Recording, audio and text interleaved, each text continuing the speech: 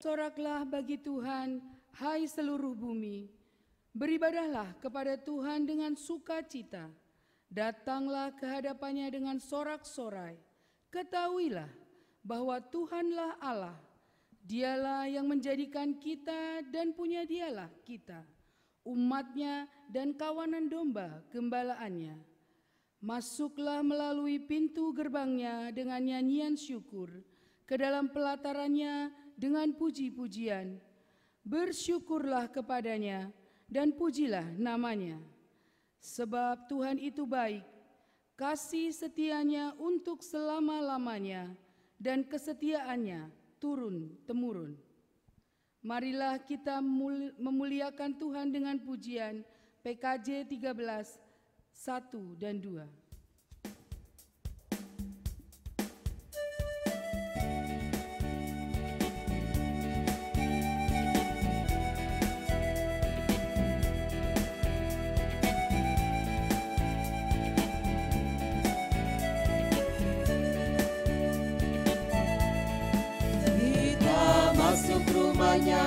Berkumpul menyembah kepadanya.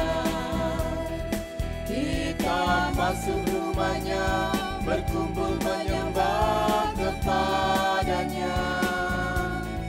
Kita masuk rumahnya, berkumpul menyembah kepada Kristus.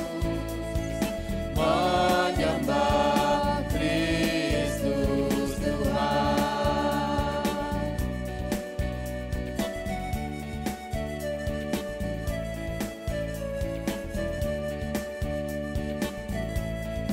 Lupakanlah dirimu, arahkan hatimu kepadanya. Lupakanlah dirimu, arahkan hatimu kepadanya. Lupakanlah dirimu, arahkan hatimu kepada Kristus. Menyembah Kristus Tuhan.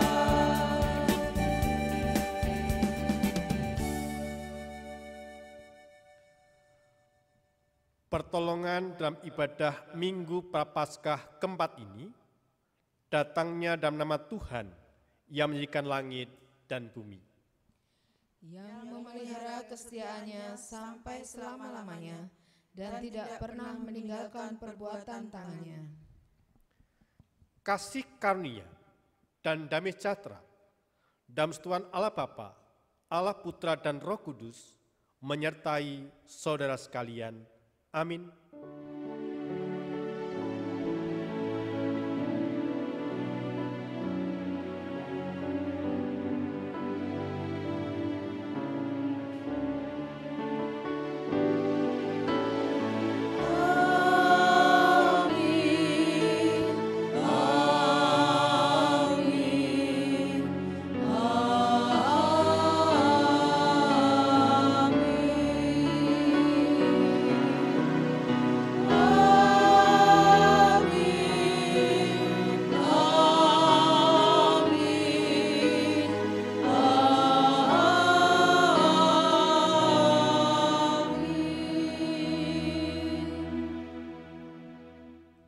Hidup manusia dinamis, selalu berganti dan berubah. Namun kasih setia Tuhan selalu dinyatakan di sepanjang hidup yang kita arungi. Sebab Dialah yang menjaga dan merawat kita. Dialah yang menyediakan yang kita butuhkan. Bila kita merasa aman dan tenteram karena Dia beserta kita.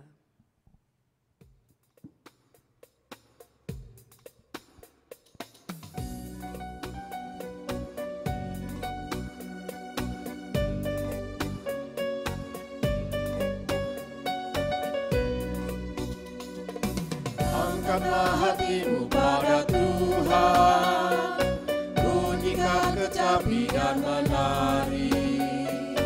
Jangan lupa bawa persembahan.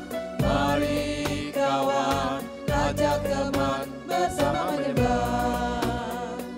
Sorak-sorak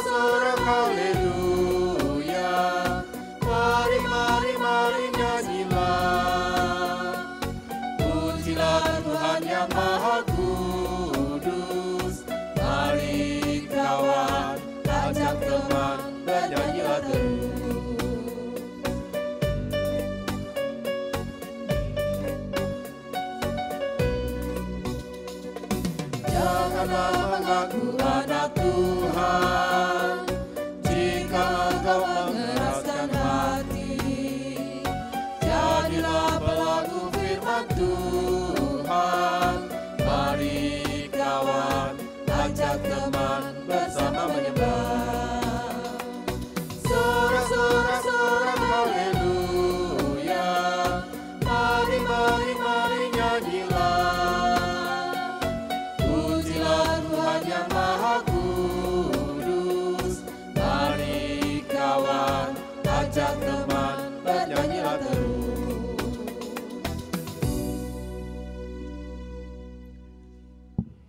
Jemaat yang terkasih, mari kita mengaku akan kesalahan dan dosa kita, dimulai dengan pengakuan secara pribadi.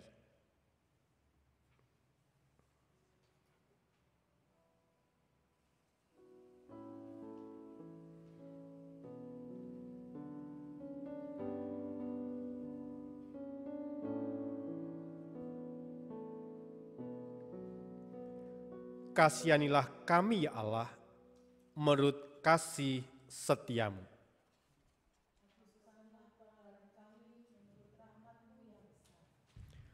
Bersihkanlah kami seluruhnya dari kesalahan kami, dan tahirkanlah kami dari dosa kami.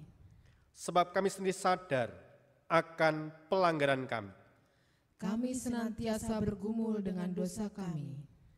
Terhadap Engkau sajalah kami telah berdosa, Dan melakukan apa yang kau anggap jahat. supaya ternyata Engkau adil dalam putusan. Bersih dalam penghukumanmu. Bersihkanlah kami daripada dosa kami dengan hisop, maka kami menjadi tahir. Basuhlah kami, maka kami menjadi lebih putih dari salju. Biarlah kami mendengar kegirangan dan sukacita. Biarlah tulang-tulang yang kau remukkan bersorak-sorak kembali. Sembunyikanlah wajah-Mu terhadap dosa kami. Hapuskanlah segala kesalahan kami. Jadikanlah hati kami tahir ya Allah. Dan perbaharuilah batin kami dengan roh yang teguh.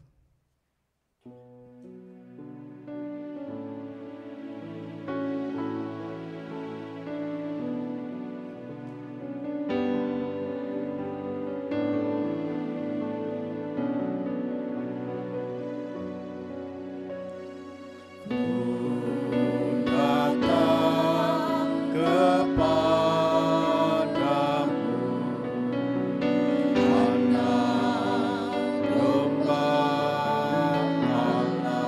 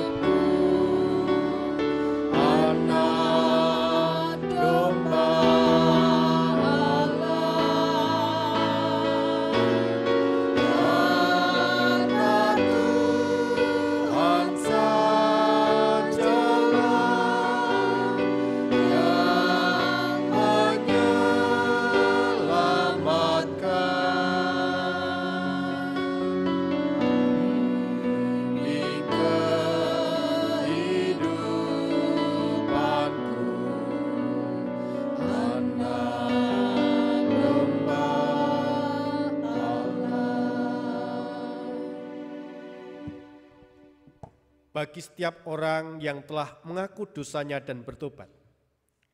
Disampaikan berita anugerah pengampunan demikian. Sebab kamu telah dibeli dan harganya telah lunas dibayar. Karena itu muliakanlah Allah dengan tubuhmu.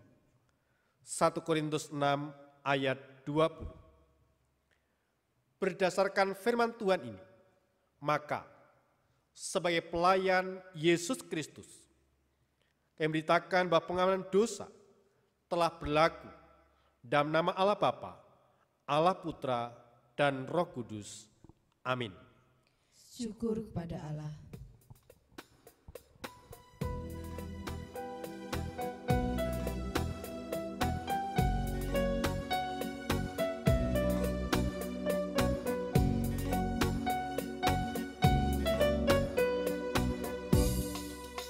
Ku bawa damai bagimu, ku bawa damai bagimu, ku bawa damai bagimu, ku bawa damai, damai, damai bagimu. Ku bawa damai bagimu, ku bawa damai bagimu, ku bawa damai bagimu, ku bawa damai, damai, damai bagimu.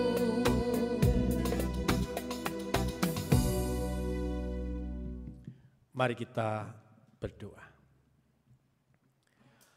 Allah Bapa Surgawi, di Minggu Prapaskah yang keempat ini, kami akan lebih dalam lagi menghayati merenungkan bagaimana kami memberitakan akan karya Tuhan. Oleh karena itu Tuhan, pada kesempatan ibadah hari ini, kiranya Engkau berkenan berfirman kepada kami semua, dan kami hamba-hambamu telah siap untuk mendengarkan. Di dalam nama Tuhan Yesus Kristus, kami telah berdoa dan mengucap syukur. Amin. Pemberitaan firman Tuhan bersempatan ibadah ini terambil dari Injil Yohanes 9, ayat yang pertama sampai ayat yang ke-41.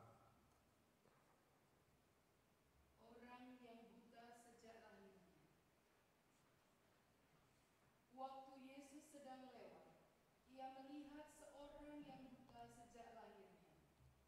Murid-muridnya bertanya kepadanya, "Rabi, siapakah yang berbuat dosa, orang ini sendiri atau orang tuanya, sehingga ia dilahirkan buta?" Jawab Yesus, "Bukan dia dan bukan juga orang tuanya, tetapi karena pekerjaan-pekerjaan Allah harus dinyatakan di dalam dia. Kita harus mengerjakan pekerjaan Dia yang mengutus aku selama masih siang. Akan datang malam di mana tidak ada seorang pun yang dapat bekerja. Selama aku di dalam dunia, akulah terang dunia." Setelah ia mengatakan semuanya itu, ia meludah ke tanah dan mengaduk ludahnya itu dengan tanah, lalu mengoleskannya pada mata orang buta tadi dan berkata kepadanya, "Pergilah, basuhlah dirimu dalam kolam Siloam." Siloam artinya yang diutus. Maka pergilah orang itu, ia membasuh dirinya, lalu kembali dengan matanya sudah melek. Tetapi tetangga-tetangganya dan mereka yang dahulu mengenalnya sebagai pengemis berkata, "Bukankah dia ini yang selalu mengemis?" Ada yang berkata, "Benar, dialah ini." Ada pula yang berkata, "Bukan, tetapi ia serupa dengan dia." Orang itu sendiri berkata, "Benar, akulah itu." Kata mereka kepadanya, "Bagaimana matamu menjadi melek?" Jawabnya, "Orang yang disebut Yesus itu mengaduk tanah, mengoleskannya pada mataku dan berkata kepadaku, 'Pergilah ke Siloam dan basuhlah dirimu.' Lalu aku pergi, dan setelah aku membasuh diriku, aku dapat melihat." Lalu mereka berkata kepadanya, "Di manakah dia?" Jawabnya, "Aku tidak tahu." Lalu mereka membawa orang yang tadinya buta itu kepada orang-orang Farisi. Adapun hari waktu Yesus mengaduk tanah dan memelekkan mata orang itu adalah hari Sabat. Karena itu orang-orang Farisi pun bertanya kepadanya, "Bagaimana matanya menjadi melek?" Jawabnya, "Ia mengoleskan adukan tanah pada mataku, lalu aku membasuh diriku, dan sekarang aku dapat melihat." Maka kata sebagian orang-orang Farisi itu, "Orang ini tidak datang dari Allah, sebab ia tidak memelihara hari Sabat." Sebagian pula berkata, "Bagaimanakah seorang berdosa dapat membuat mujizat yang demikian?" Maka timbullah pertentangan di antara mereka. Lalu kata mereka pula kepada orang buta itu, "Dan engkau, apakah katamu tentang dia, karena ia telah memelekkan matamu?" Jawabnya, "Ia adalah seorang nabi." Tetapi orang-orang Yahudi itu tidak percaya bahwa tadinya ia buta dan baru dapat melihat lagi, sampai mereka memanggil orang tuanya dan bertanya kepada mereka, "Inikah anakmu yang kamu katakan bahwa ia lahir buta? Kalau begitu, bagaimanakah ia sekarang dapat melihat?" Jawab orang tua itu, "Yang kami tahu ialah bahwa dia ini anak kami dan bahwa ia lahir buta. Tetapi bagaimana ia sekarang dapat melihat, kami tidak tahu. Dan siapa yang memelekkan matanya, kami tidak tahu juga. Tanyakanlah kepadanya sendiri. Ia sudah dewasa, ia dapat berkata-kata untuk dirinya sendiri." Orang tuanya berkata demikian karena mereka takut kepada orang-orang Yahudi. Sebab orang-orang Yahudi itu telah sepakat bahwa setiap orang yang mengaku dia sebagai Mesias akan dikucilkan. Itulah sebabnya maka orang tuanya berkata, "Ia telah dewasa, tanyakanlah kepadanya sendiri." Lalu mereka memanggil sekali lagi orang yang tadinya buta itu dan berkata kepadanya, "Katakanlah kebenaran di hadapan Allah. Kami tahu bahwa orang itu orang berdosa." Jawabnya, "Apakah orang itu orang berdosa? Aku tidak tahu. Tetapi satu hal aku tahu, yaitu bahwa aku tadinya buta dan sekarang dapat melihat." Kata mereka kepadanya, "Apakah yang diperbuatnya kepadamu? Bagaimana ia memelekkan matamu?" Jawabnya, "Telah kukatakan kepadamu dan kamu tidak mendengarkannya. Mengapa kamu hendak mendengarkannya lagi? Barangkali kamu mau menjadi muridnya juga." Sambil mengejek mereka berkata kepadanya, "Engkau murid orang itu, tetapi kami murid-murid Musa. Kami tahu bahwa Allah telah berfirman kepada Musa, tetapi dengan dia itu kami tidak tahu dari mana ia datang." Jawab orang itu kepada mereka, "Aneh juga bahwa kamu tidak tahu dari mana ia datang, sedangkan ia telah memelekkan mataku. Kita tahu bahwa Allah tidak mendengarkan orang-orang berdosa, melainkan orang-orang yang saleh dan yang melakukan kehendaknya. Dari dahulu sampai sekarang tidak pernah terdengar bahwa ada orang yang memelekkan mata orang yang lahir buta.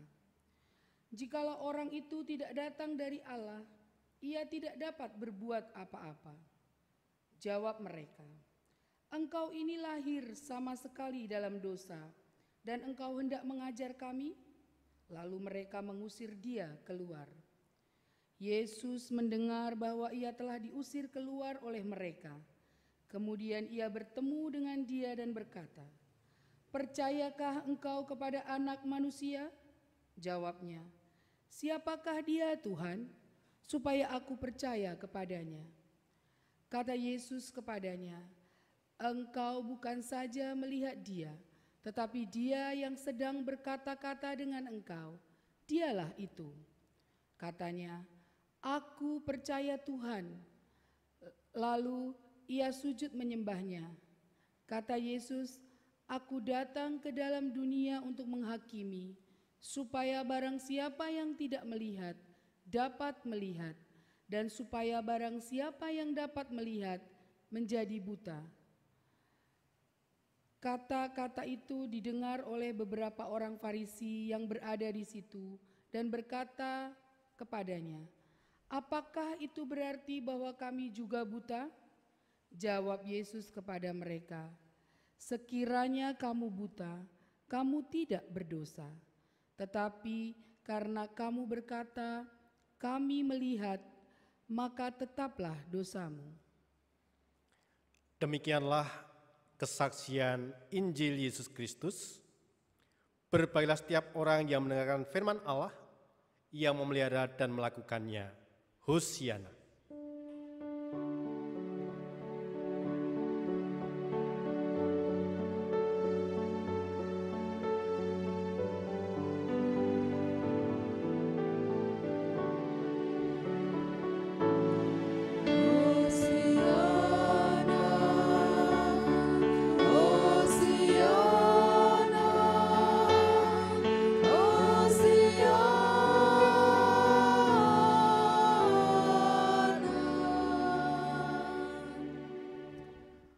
Shalom. Ada sukacita di hari ini? Puji Tuhan. Pada Minggu Prapaskah yang keempat ini, kita hendak bersama-sama menghayati sebuah tema mewartakan karya Allah. Jemaat yang terkasih dalam Tuhan Yesus Kristus, kita saat ini telah memasuki Minggu Prapaskah keempat. Pada Minggu Prapaskah yang keempat ini, kita akan memahami dan mengerti tentang karya-karya penyelamatan Tuhan, sekaligus rindu untuk mewartakan karya Allah yang sudah kita terima, yang sudah kita alami. Pada Minggu Prapaskah keempat ini, Tuhan sedang menunjukkan diri sebagai Mesias. Tugas kemesiasannya akan digenapi di kayu salib ketika Yesus menyerahkan nyawa sebagai penebusan dosa manusia. Jemaat yang terkasih di dalam Tuhan Yesus Kristus, pada zaman dulu, bahkan mungkin hingga saat ini, kekurangan fisik dan penderitaan itu senantiasa dikaitkan dengan dosa yang telah dilakukan oleh orang yang mengalami penderitaan tersebut atau oleh keluarganya.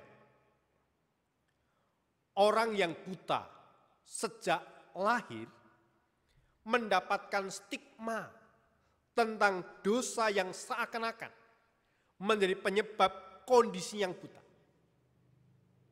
Bahkan murid-murid Yesus pun memiliki pendapat yang serupa.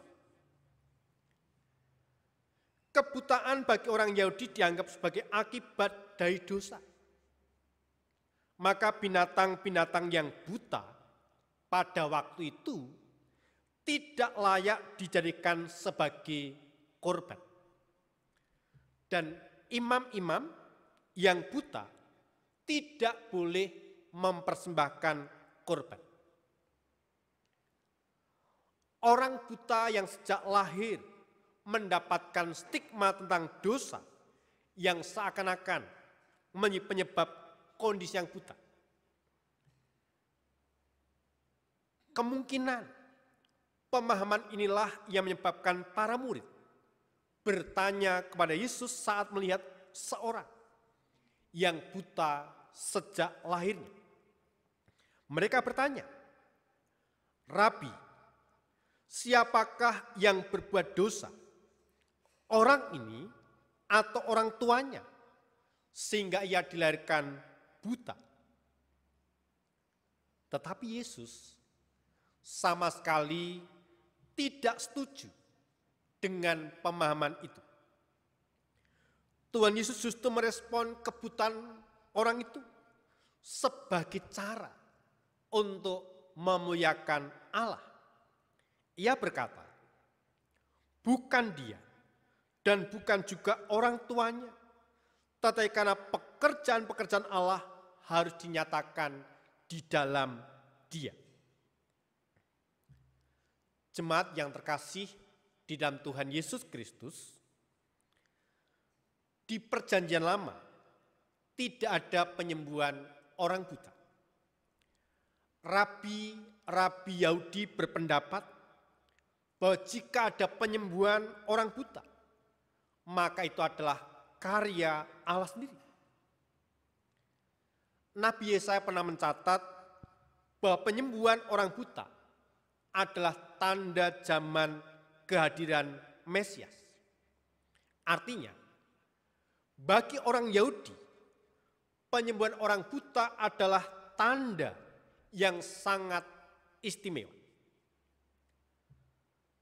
Jemaat yang terkasih di dalam Tuhan Yesus Kristus, bagian firman Tuhan yang kita dengarkan, yang kita terima di Minggu Prapaskah yang keempat ini, terkhusus Injil Yohanes 9 ayat 1 sampai ayat 41 mengisahkan bagaimana Tuhan Yesus menyembuhkan seorang buta sejak lahirnya. Tuhan Yesus mengatakan bahwa kebutaan yang dialami oleh orang tersebut dipakai Tuhan untuk menyatakan pekerjaan-pekerjaan Allah yang luar biasa. Tuhan Yesus ingin menunjukkan bahwa kuasa Tuhan atas manusia dalam kondisi situasi apapun, si buta dapat dipulihkan dan mampu melihat kembali secara fisik. Orang yang buta sudah sembuh, berani memberikan kesaksian tentang apa yang diperbuat oleh Tuhan Yesus, apa yang dialami, apa yang dirasakan secara pribadi. Kemudian membagikan kepada banyak orang. Hingga akhirnya kesaksian yang ia berikan berdampak. Ia diusir keluar dari desanya karena banyak orang yang tidak percaya atas kesaksian yang ia sampaikan. Sampai pada akhirnya ia bertemu, ia berjumpa kembali dengan Tuhan Yesus dan mengaku percaya kepadanya serta menjadi pengikutnya. Sebagai pengikutnya, ia punya tanggung jawab yang besar yang harus ia kerjakan, yaitu menyampaikan kabar sukacita dari Tuhan Yesus, mau menjadi saksinya yang hidup dan terus mewujudkan hidup yang berguna bagi orang-orang yang ada di sekitarnya. Jemaat yang terkasih dalam Tuhan Yesus Kristus, banyak orang yang matanya sehat secara fisik, tetapi buta secara rohani, sehingga tidak dapat melihat keajaiban karya-karya Tuhan di sekitar mereka, di dalam kehidupan mereka.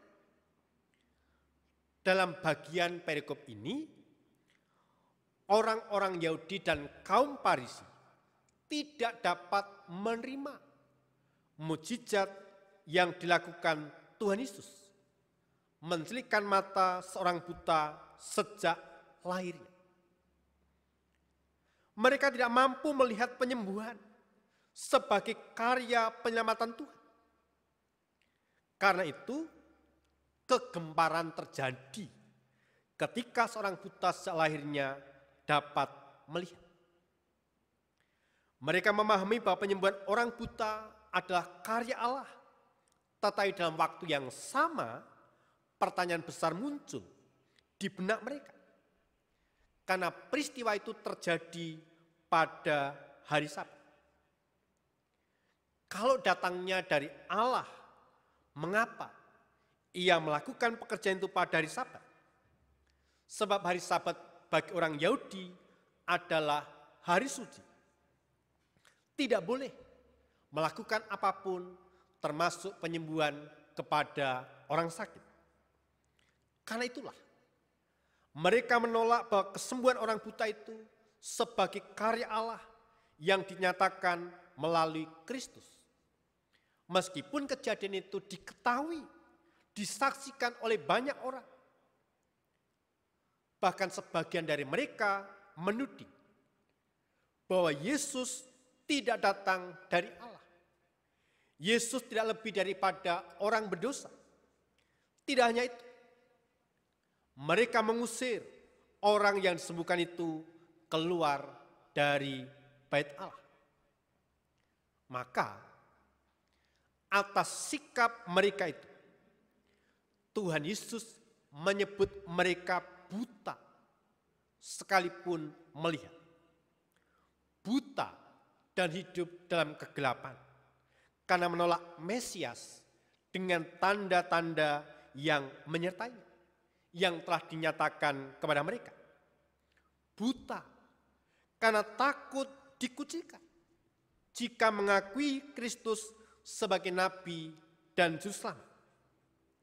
Buta karena tetap hidup dalam dosanya dan menolak terang yang datang pada mereka. Buta karena gagal melihat, mengalami, merasakan akan karya Allah.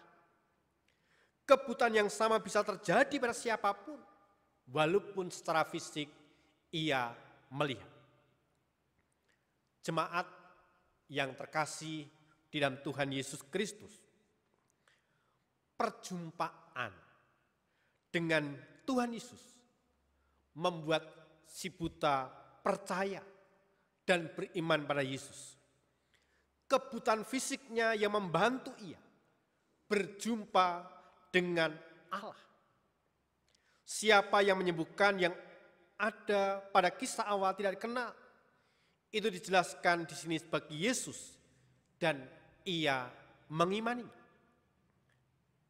Lihat, perbedaan signifikan antara si buta fisik dan hati ahli Taurat dan Farisi yang tahu dengan baik apa yang ada di Taurat, namun hati mereka buta dan mengeraskan diri dan tetap memilih buta. Mereka tidak mau tahu siapa Yesus dan mereka memilih tetap buta. Jemaat yang terkasih di dalam Tuhan Yesus Kristus, di Minggu Prapaskah yang keempat ini, kita diajak untuk berefleksi. Apa yang akan menjadi pilihan kita? Jelas, kalau orang buta tadi sekarang telah melihat dan beriman. Inilah cara Tuhan memanggil umatnya. Kita mungkin tidak buta secara fisik, tetapi kita semua tadinya buta secara hati.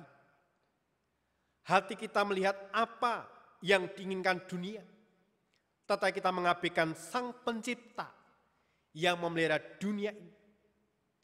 Hati kita mengenal dosa dan segala bentuk kecemaran, tetapi kita tidak mengenal damai sejahtera Allah. Hati kita terpikat oleh tawaran dunia, tetapi tertidur ketika diperhadapkan pada kebenaran firman Allah. Hati kita buta, hati kita tidak pernah bisa melihat kemuliaan Kristus. Tetapi belas kasihan Kristus membuat kita memiliki hati yang baru. Hati yang baru ini adalah hati yang dapat melihat kemuliaan Allah, melihat karya-karya Allah, pekerjaan-pekerjaan Allah yang luar biasa. Hati yang dapat melihat apa yang Allah sedang kerjakan. hati yang menginginkan Allah lebih daripada apapun. Hati yang dimiliki oleh umatnya yang sejati. Namun dengan meyakini bahwa karya Kristus telah memelekkan iman kita, memampukan kita untuk mewartakan karya Allah melalui keseluruhan hidup kita yang kita jalani secara arif, akan membuahkan kebaikan, keadilan, kebenaran. Kalau kita mau jujur, ada banyak karya Allah yang terjadi dalam kehidupan kita masing-masing pribadi. Di tengah-tengah keluarga, di tengah-tengah kehidupan rumah tangga kita, pekerjaan kita. Banyak sekali karya-karya Tuhan yang meneguhkan iman percaya kita. Oleh karena itu, mari kita memberanikan diri, mempersaksikan karya Tuhan yang kita alami, pekerjaan Tuhan yang nyata atas kehidupan kita, sehingga iman kita diteguhkan, orang lain dikuatkan, diteguhkan juga. Dengan demikian, masing-masing pribadi punya keberanian dan kemampuan mewartakan karya Allah. Tuhan memberkati kita semua. Amin. Kita responi firman Tuhan dengan menaikkan pujian, Kidung Jemaat 428 bait pertama dan kedua.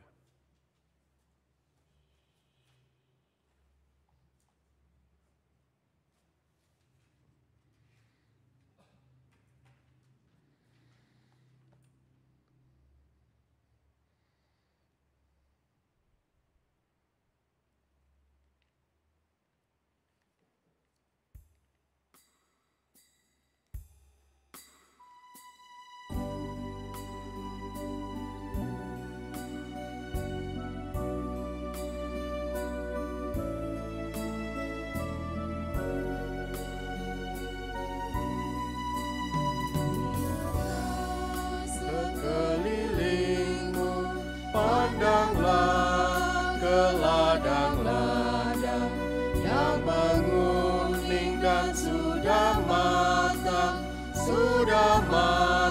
untuk dituai. Lihatlah sekelilingmu, pandanglah ke ladang-ladang yang menguning dan sudah matang untuk dituai.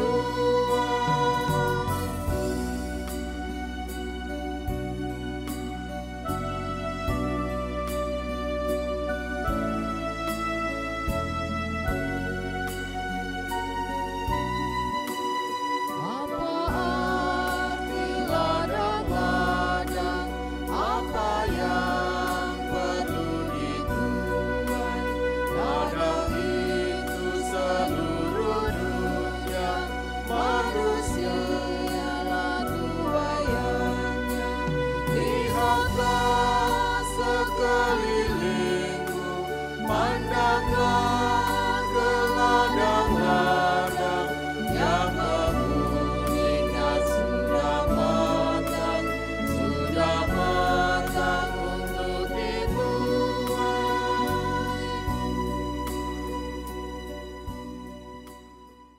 Kita menyatukan hati, kita menaikkan dua syafaat, sandarkan kita berdoa. Allah Bapa Surgawi, di Minggu tanggal 22 Maret 2020, kami memasuki Minggu Prapaskah yang keempat. Sekalipun kami tidak bisa bersekutu di gereja secara bersama-sama, tapi bila kami tetap bersekutu, beribadah di rumah kami masing-masing pribadi. Dan sekaligus mampukan kami terus menggumuli, menghayati, agar kami dimampukan terus dan terus mewartakan karya Allah.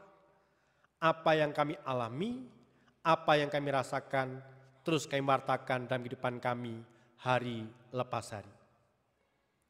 Tuhan, Kami berdoa untuk hamba-hambamu yang saat ini sedang menderita sakit, baik yang dirawat di rumah sakit maupun tahap pemulihan. Allah berkati mereka, agar mereka menemukan damai sejahtera, kekuatan, pemulihan, kesembuhan yang datangnya dari Tuhan. Bagi jemaatmu yang saat ini mengalami kedukaan, mengalami beban hidup yang luar biasa, Allah menolong mereka, memberikan jalan keluar keringanan atas semua beban persoalan yang mereka hadapi. Berkati ya Bapa untuk setiap pekerjaan kami, mata pencaharian kami yang berkenan kepada Tuhan. Engkau berkati dengan limpah. Dengan demikian hidup kami tercukupi, keluarga kami terberkati, dan mampukan mengucap syukur atas setiap anugerah pemberian Tuhan. Sanyalah kami berdoa untuk gerejamu GKJ Jebres ini. Engkau berikan kemampuan untuk menanggapi tugas panggilan pelayanan. Dengan demikian, nama Tuhan dipermuliakan dan apa yang kami lakukan menjadi berkat bagi jemaat. Sanyalah kami berdoa untuk anak kami yang saat sedang studi dengan kondisi situasi yang ada, mereka tetap terus belajar di rumah dan mengandalkan Engkau dalam kehidupan mereka pribadi lepas pribadi. Berkati anak-anakmu yang menentukan pekerjaan, pasangan hidup, Allah menjadi tepat pada waktunya.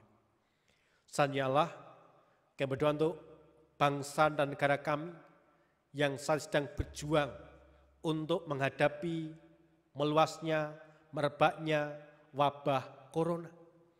Mampukan semua komponen bangsa ini bersinergi bahu-membahu untuk mengatasi wabah corona yang saat ini melanda seluruh dunia, bahkan melanda bangsa kami.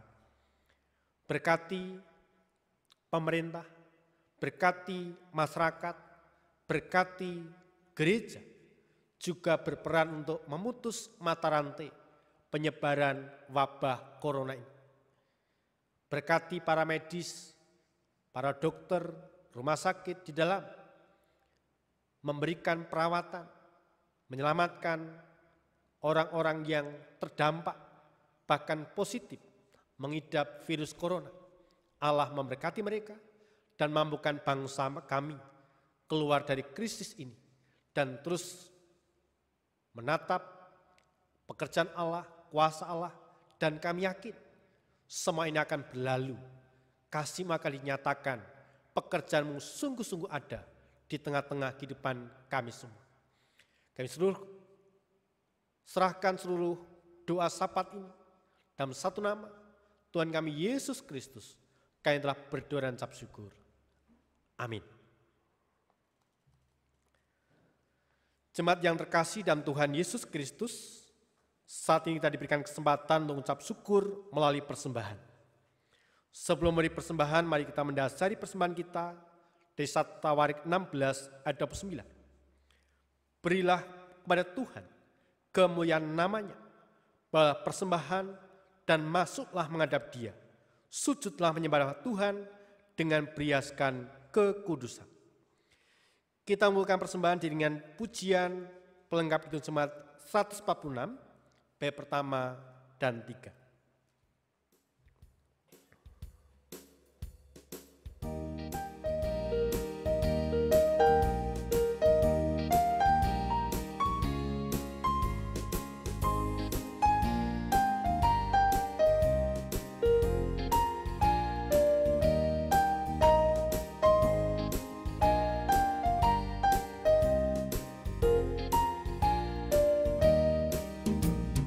Bawa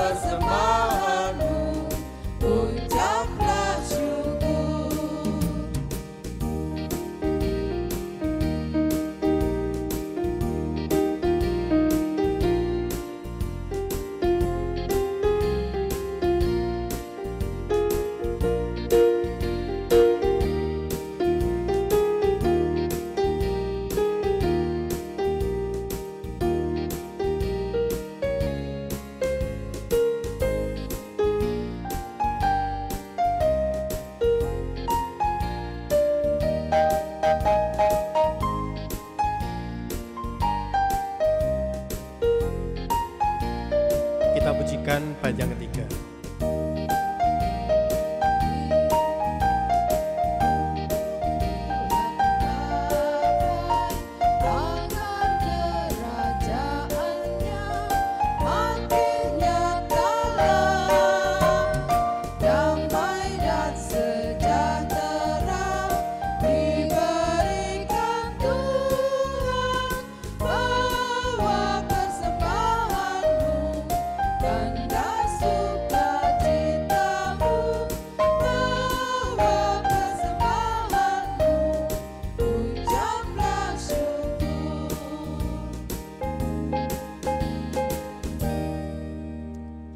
Mari kita menyerahkan persembahan dalam doa, sandarkan kita berdoa.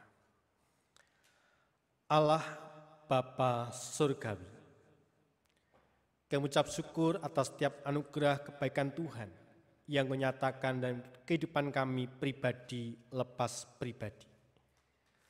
Dalam ibadah hari ini, kami menyerahkan persembahan kami, baik dalam ibadah keluarga, ibadah di rumah. Bila setiap persembahan yang kami kumpulkan, Tuhan berkati, Tuhan sucikan, dan berkenan di hadapan Tuhan. Dan semuanya hanya untuk kemuliaan nama Tuhan.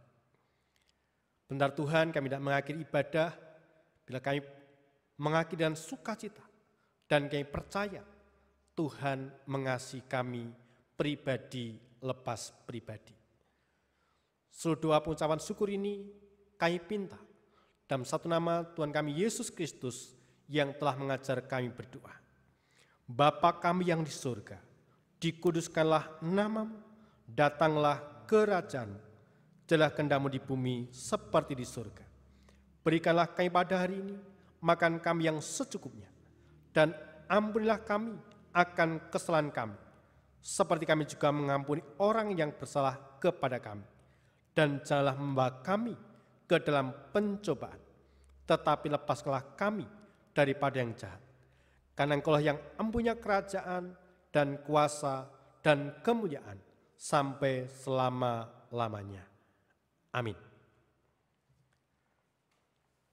Jemaat yang terkasih dalam Tuhan Yesus Kristus, dalam persekutuan gereja-gereja di segala tempat, mari kita segarkan kembali iman kita dengan menyatakan secara bersama-sama pengakuan iman rasuli. Aku percaya kepada Allah Bapa yang Maha Kuasa, Kaya langit dan bumi, dan kepada Yesus Kristus, Anak yang tunggal Tuhan kita, yang dikandung daripada Roh Kudus, lahir dari anak darah Maria, yang menderita di bawah pemerintahan Pontius Pilatus, disalibkan, mati dan kuburkan, turun dalam kerajaan maut. Pada hari yang ketiga bangkit pula dari antara orang mati, naik surga, dudukkan Allah Bapa yang Maha Kuasa, dan akan datang dari sana untuk menghakimi orang hidup dan yang mati. Aku percaya kepada Roh Kudus, gereja yang kudus dan am, persekutuan orang kudus, pengampunan dosa, kebaikan daging, dan hidup yang kekal. Amin. Masuklah dalam kehidupan sehari-hari dan selalu mewartakan karya Allah dengan penuh syukur dan pengharapan. Terimalah berkat-Nya. Tuhan memberkati saudara dan melindungi saudara. Tuhan menyinari saudara dengan wajah-Nya dan memberi saudara kasih karunia. Tuhan menghadapkan wajah-Nya kepada saudara dan memberi saudara damai sejahtera. Amin.